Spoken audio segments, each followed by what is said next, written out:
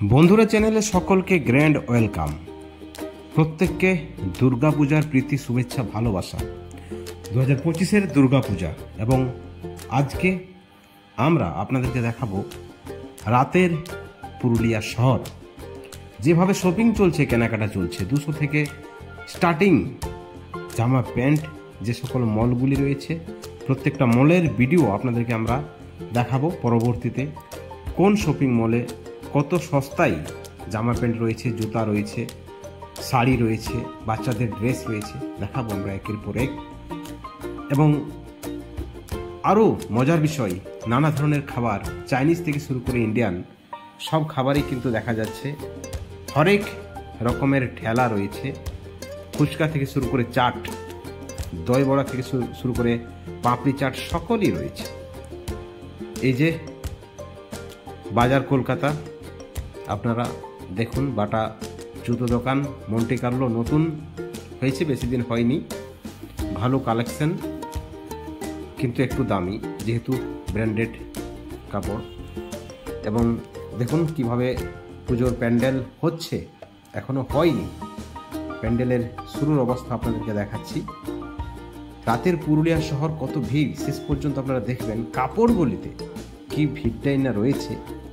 আপনারা অবশ্যই ভিডিওর সঙ্গে থাকবেন। কিভাবে কেনাকাটা চলছে, লাখ লাখ টাকার কেনাকাটা, কোটি কোটি টাকার কেনাকাটা বলতে পারেন পুরুলিয়া বাজারে।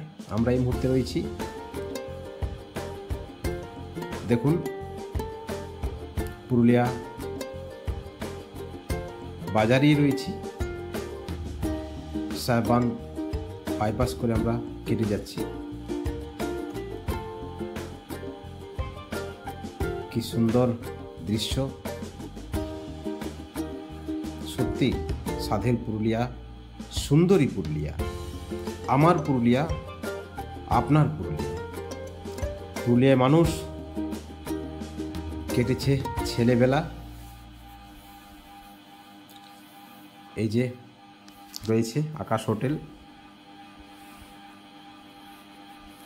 ঠিক অপর দিকে সাহেব বাঁধ,